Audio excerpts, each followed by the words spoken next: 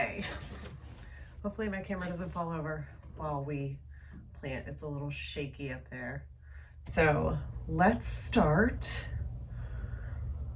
Let's see. I'm gonna get this one out of the way.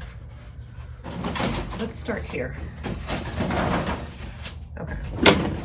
So we have 72. We're just gonna fill her with dirt.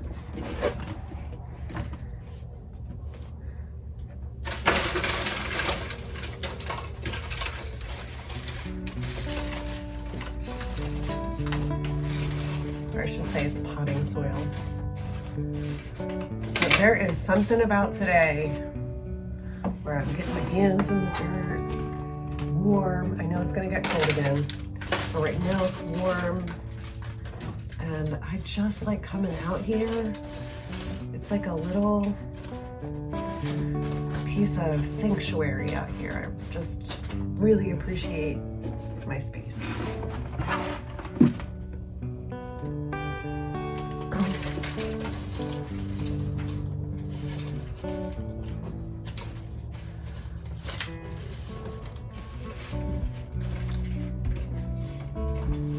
I don't know if we're going to do all of them today, but we're definitely doing this one today.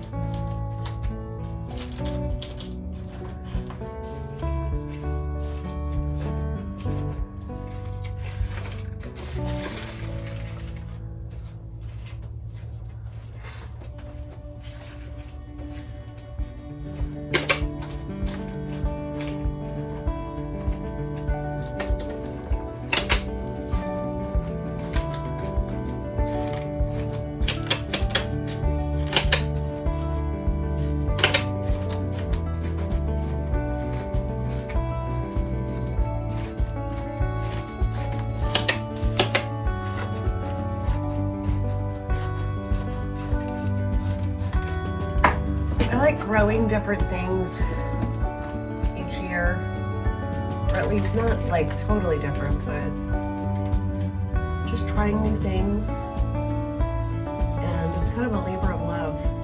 It feels good to really eat something that you've grown in your garden.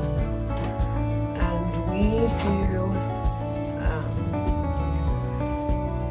everything as organically as we can, so we don't introduce chemicals into our garden. So I guess that's why we had a problem with the cabbage worms. I would prefer to smash the cabbage worms every day than putting something that is laden with chemicals on my plants that I'm gonna then eat and put in my body.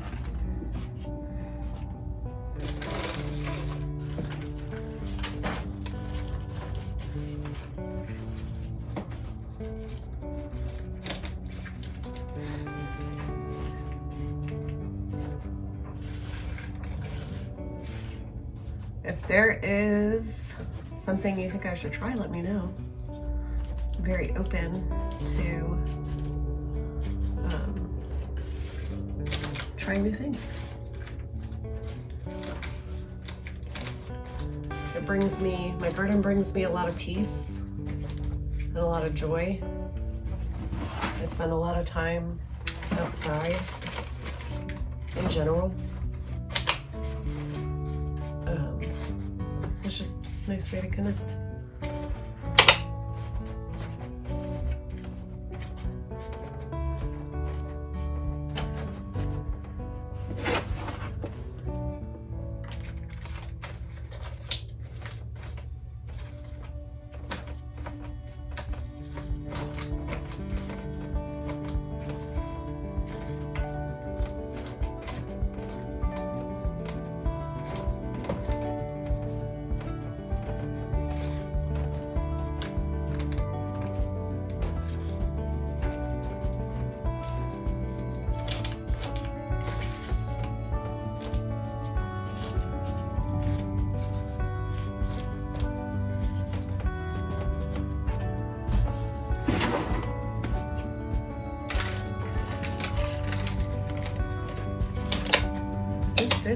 These feel so flimsy to me.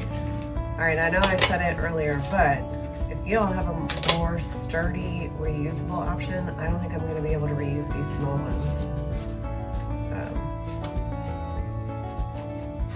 Let me know.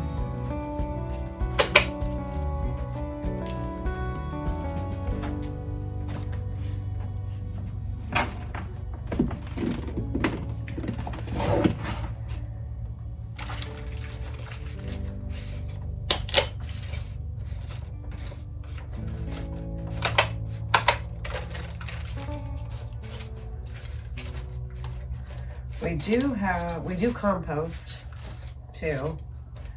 It is just not ready for me to pull the dirt out of.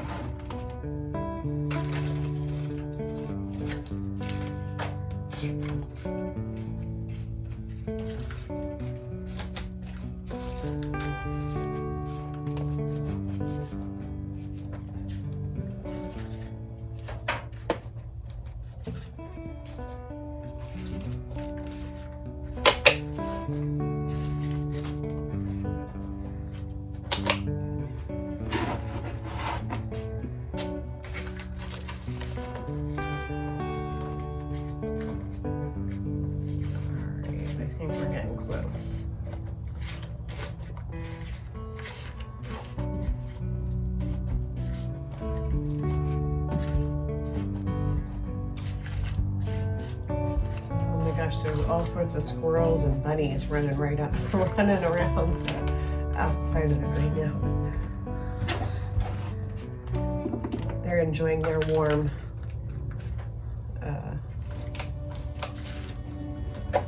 faux spring day, so to speak.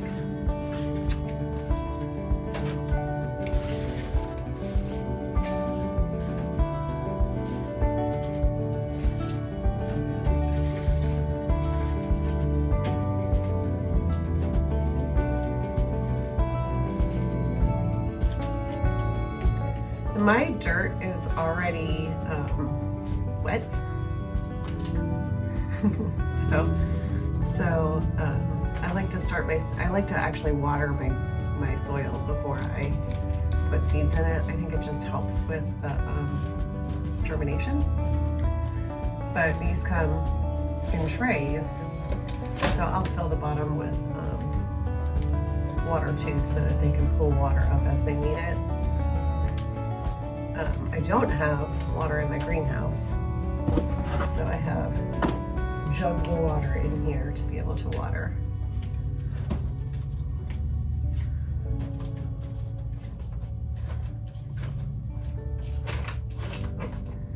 Okay, let's push them all down.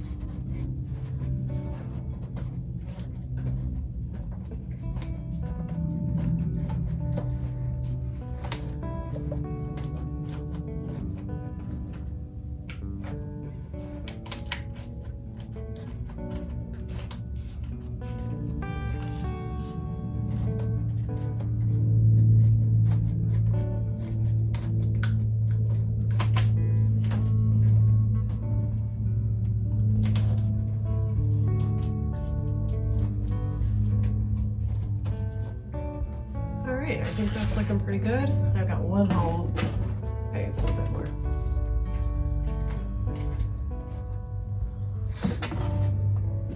Or maybe this one and this one.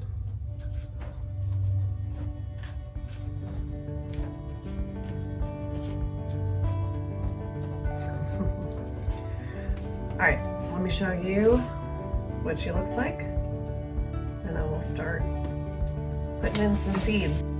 Okay, so here's our 72 cell tray. And like I said, I have 3 of these. And we've got them all filled with dirt now. Now it's time to start planting. Depending on what I'm planting in here, I'm only gonna put, I'll probably do 2 seeds because I never think one is enough no matter what. So 2 seeds per each hole. Okay, so here we're gonna plant our tomatoes. Okay. So, let's see, let's start with the black beauties. Oh my gosh, the seeds are so tiny.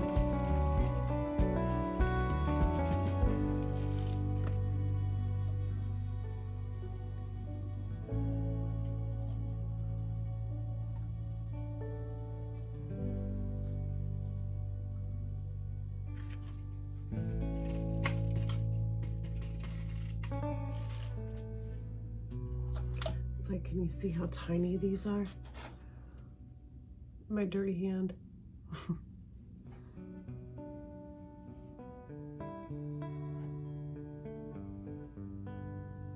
Okay. And then, because I'm notorious for forgetting, we gotta label it right now.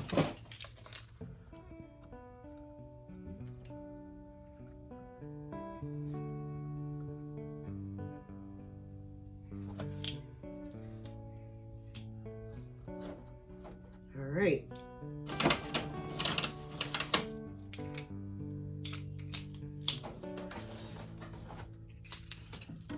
So these seed cells are so shallow that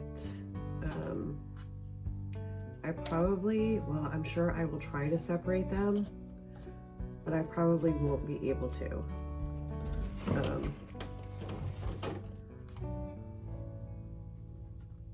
But I mean, I guess we're getting ready to plant. Let's see, 1, 2, 3, 4, 5, 6 times 6, 36 tomato plants. That's a lot. I think last year I had 19 growing.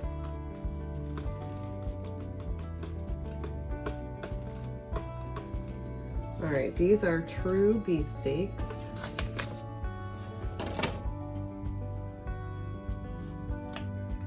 I get my seeds for the tomatoes from Baker Creek each year because I need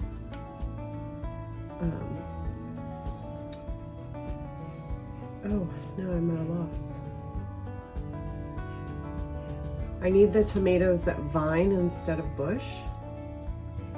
Indeterminate. I need indeterminate tomatoes. Because I do square foot gardening.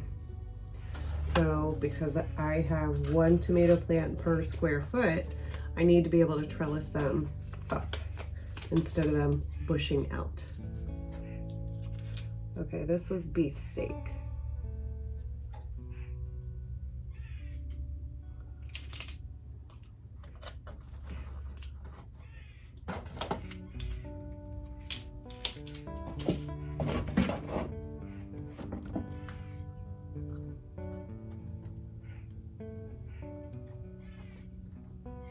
This is my first year growing in the greenhouse. And before I had a greenhouse, I would do winter sowing in like milk jugs or water jugs. And I was pretty successful with that. I'm hoping that the greenhouse gives me an even bigger head start. The mortgage lifter. I so wanted these to work for me last year. I don't think I got a single one, but like I said, I lost all of my tomato starts and had to start over very late in the season.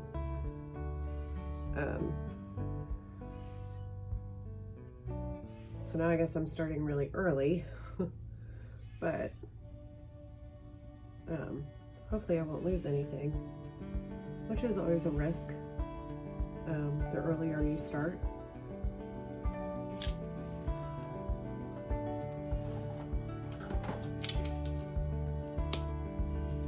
And I'm just putting them right on top and just sprinkling a little bit of soil over top of them.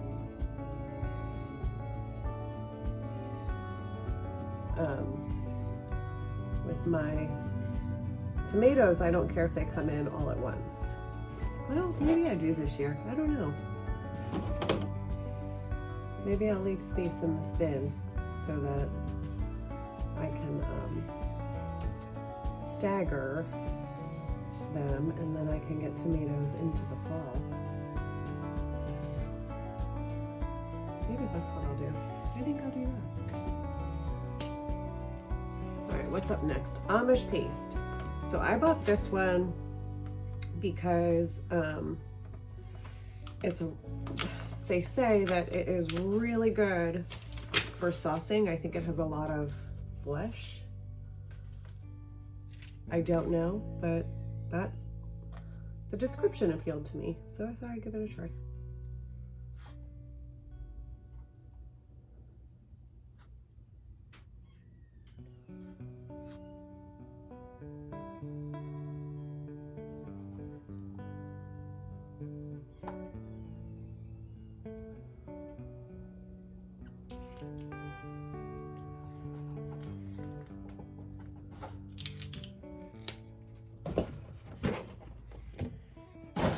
Ooh.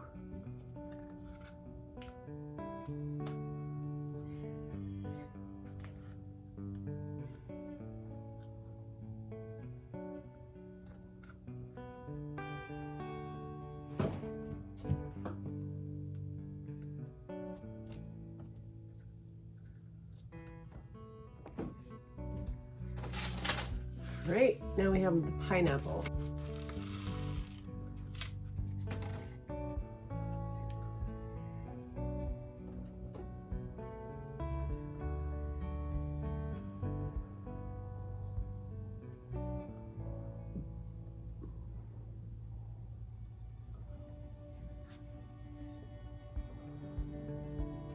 That was 3. Definitely can't grow 3 in there.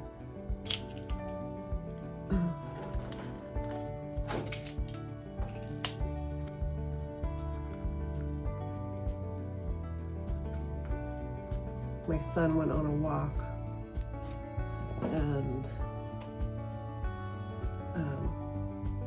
was excited to get a little treat from the store around the corner. So he let me know he appreciated it.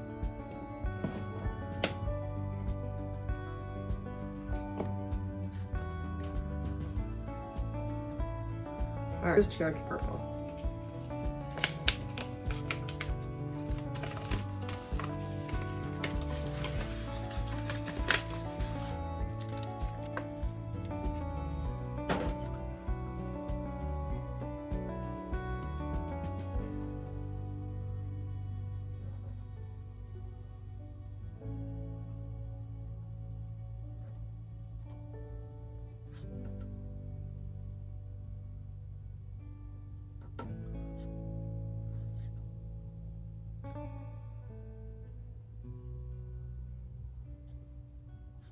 Okay.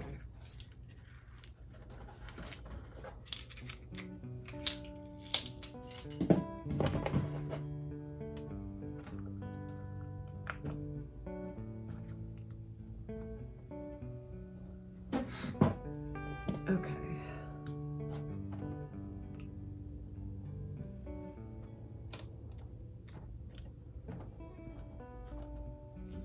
So I will always plant the whole row with one thing. That way I only have to label one section.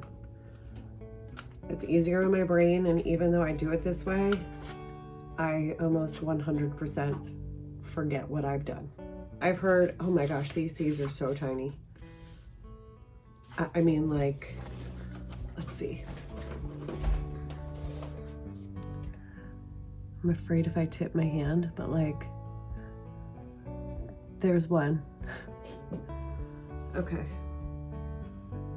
So people say that they get mountain mint, and mint, I think is notorious for spreading. Like to the point where it could become like invasive. So we tend to keep our mints in pots.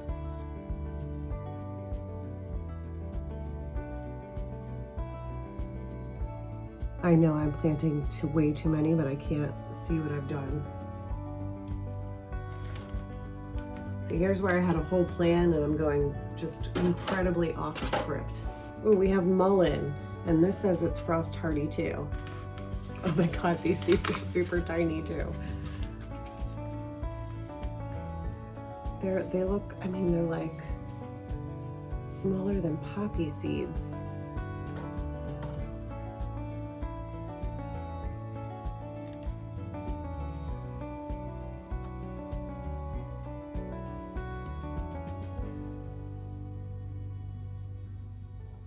I really like essential oils as well. So some of these things I hope to turn into like essential oils or salves as well. I have very sensitive skin, and the more nature-based something is, the better I tend to react. And these say, the mountain mint and the mullein say to just plant right on top of the soil, like not to cover. So that's what we shall do. Next, I'm gonna do calendula. Now, I did grow calendula last year, but I felt like I struggled with it. I felt like it was way too hot when I was trying to sow them. It was, so I'm gonna try now, because why not? Now, these are the most interesting seeds. Like, I think that they're just super interesting to look at. Let's see. Isn't that neat? They're like little squigglies. Those are the seeds. And now I'm just gonna do one of each of these, because just last year they were so delicate. Oh, maybe I'll do two. You know what? I'm gonna do 2 rows of this. We put this in tea. I make a salve with it. It's really good for the skin.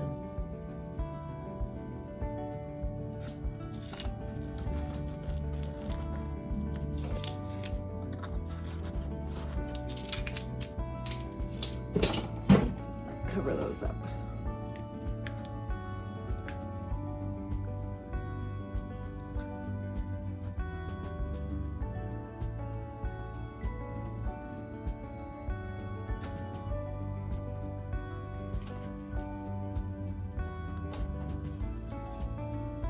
Maybe this year I'll get a significant amount of calendula. And I ran out of it very fast this year. Just using it in different tea mixes and like I said, different salves and soaps. All right, how about we try the crimson clover?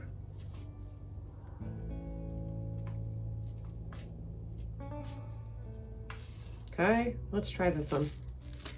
And this one says it's frost hardy as well. That's why we're gonna try it. Basically, anything that's frost hardy, I'll put in the ground right now. They're definitely protected from frost in the greenhouse.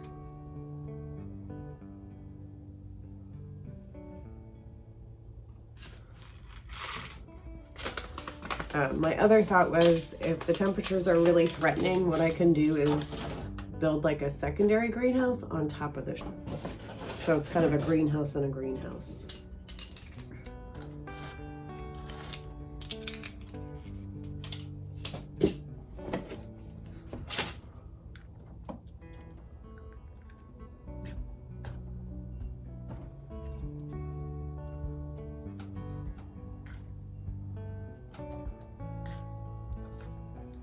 You know what, let me do the patio ones. I think if these work, that a few of my neighbors might really appreciate them too. So if they work, I'll just start passing them out. And these, I'm just gonna do 1 per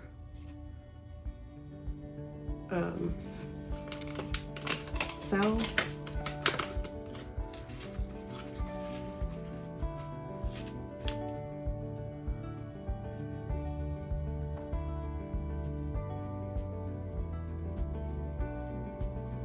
we go.